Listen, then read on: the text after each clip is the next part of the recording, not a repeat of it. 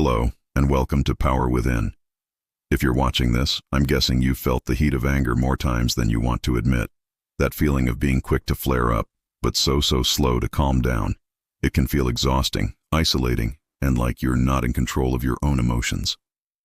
Today, we're going to change that. We're going to dive deep into understanding why this happens, and more importantly, how you can start to heal it, step by practical step. This isn't just about motivation for motivation's sake. This is about doing the real work to reclaim your inner peace. Let's get into it. First, let's get one thing straight. Anger itself is not the problem. Think of it as a smoke alarm. It's a signal. It's telling you something important is happening. It tells you there's pain, hurt, fear, or maybe an injustice underneath the surface. Anger tells you something you care about is at risk. But what happens when that signal becomes constant? When anger is your default emotion, it's usually because the alarm has gotten stuck on repeat. Your nervous system is locked in protection mode, constantly scanning for threats. Understanding this is the crucial first step to figuring out why you feel angry so often. There are 3 common reasons why anger can become chronic, a constant companion. Number 1 is unresolved pain and trauma. Old wounds that were never properly processed or healed keep firing the same alarm bell in your body over and over again. It's like a computer program running in the background, making your system more sensitive to new triggers. Number 2 is unmet needs and weak boundaries. When your limits are consistently ignored by others, or if you've learned to always prioritize everyone else's needs above your own, resentment begins to build up. Over time, that quiet resentment simmers and eventually boils over into chronic anger. And number 3, stress and biological factors. Things like sleep deprivation, chronically high cortisol levels from stress, poor nutrition, and even medical conditions like depression, PTSD, or a thyroid imbalance can make your brain much more reactive. Any one of these, or a combination of them, can make anger the easiest, most accessible emotion to reach for. So what does this actually look like inside your brain? Imagine you have an emotional alarm center called the amygdala. When it's repeatedly triggered, it becomes sensitized. It starts to see threats everywhere, in a specific tone of voice, a brief glance from a stranger, or even a small, everyday inconvenience. At the same time, the thinking, regulating part of your brain, the prefrontal cortex, becomes weaker under all that stress. This means you have less ability to pause, to reflect, and to choose a response that aligns with who you want to be. But here is the most important thing I want you to hear today. The good news is that your brain is plastic. It can change. You can rebuild those regulatory pathways. Healing is not just possible, it's within your reach. Now let's get to the heart of it, the practical, step-by-step plan you can start using today. Step 1. Name the emotion and the need hiding beneath it.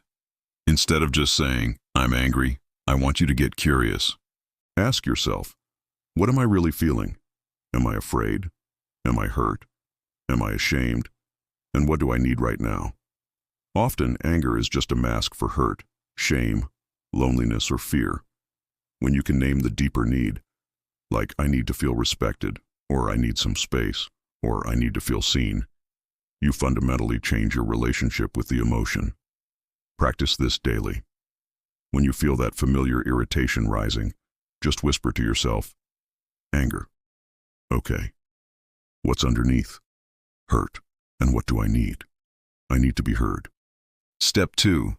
Build your pause button. The single most powerful skill for changing reactive anger is creating a tiny space between the trigger and your response. Here's a simple technique. Breathe. Inhale slowly for 4 seconds, hold your breath gently for 2, and then exhale slowly for 6 seconds. Repeat this just twice.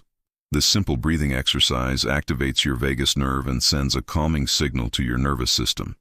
In that pause, you can say to yourself, pause. I will respond, not react. This tiny moment gives your prefrontal cortex the time it needs to come back online. Now stay with me, because the next steps are the tools that will truly help you change your reactions for good. Step 3. Use micro-actions to discharge that energy safely. Anger is not just an emotion, it's a physical energy that floods your body. If you try to suppress it or freeze it, It will just build up and explode later. Instead, give it a safe outlet. Do 2 or 3 minutes of high-intensity movement. This could be push-ups, shadow boxing, or even just sprinting on the spot. Get your heart rate up. Then immediately follow that burst of activity with slow, deep breathing. This powerful combination stops the anger from building up and effectively resets your body's chemistry. Step 4. Rebuild your boundaries and practice saying no. Chronic anger often grows in a garden where your own needs are consistently ignored. You have to start protecting your space. Practice saying short, firm, and clear boundaries. It can be as simple as, "I won't accept that tone," or "I need 5 minutes alone right now," or "I can't have this conversation at this moment." Remember, boundaries are not a punishment for others. They are an act of self-preservation for you. They are one of the most practical ways to reduce the triggers that lead to anger in the first place. Step 5. Reframe your inner story. Overthinking and rumination can turn one small incident into a life sentence. We tell ourselves stories like, "This always happens to me," or "No one ever respects me." You have to train your mind to challenge these stories. Ask yourself 3 simple questions. Is this thought true? Is it useful? Is it kind to myself? Replace those catastrophic thoughts with more workable, realistic alternatives like, "This is uncomfortable, but it's not dangerous," or "I can handle this feeling of discomfort." Repeating these new thoughts over time will literally reduce the power of your brain's alarm center, the amygdala. Step 6. Focus on nighttime recovery. Your routine matters more than you think. Good sleep, nutrition, and daily movement fundamentally change your baseline stress levels. Aim for a consistent sleep schedule. Reduce caffeine, especially late in the day. Eat more whole foods, and find a way to move your body every day. Even small, consistent changes here can lower your baseline stress hormones, making you far less likely to get triggered into anger. Step 7. Practice active forgiveness and release. Now, let us be clear. Forgiveness is not about forgetting what happened or saying that harmful behavior was okay. It's about removing the emotional hook that keeps you tied to the pain. Try this short ritual each night. Take a piece of paper and write down the person or situation causing you pain. Write down exactly how it made you feel. Then, write one sentence to release your hold on it, something like, "I no longer let this pain run my life." Then, tear up the paper or safely burn it. This physical ritual can create a powerful psychological boundary, signaling to yourself that you are letting go. Step 8. Reconnect to your values and your sense of meaning. Ask yourself this powerful question. In a moment of conflict, what kind of person do I truly want to be?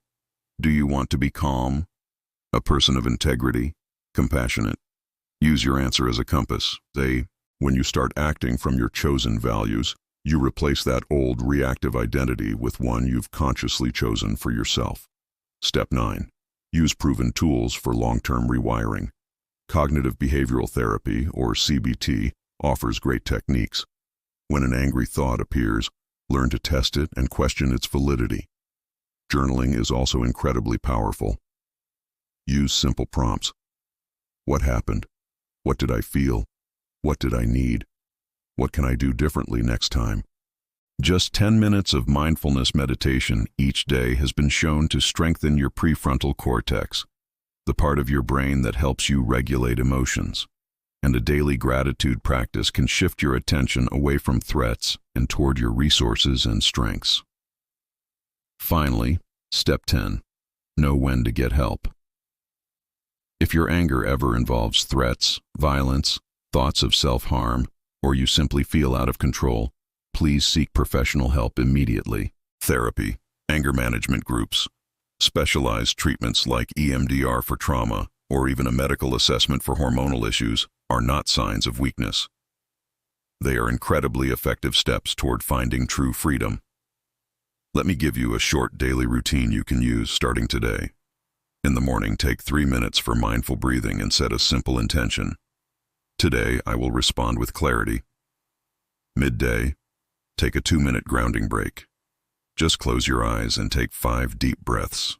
In the evening, journal about one moment of anger.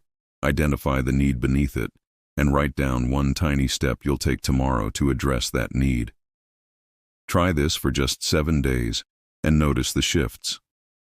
Keep a few short phrases handy for when anger rises. This feeling is temporary. I am not my reaction. I can choose peace. Repeat them until your body starts to believe them.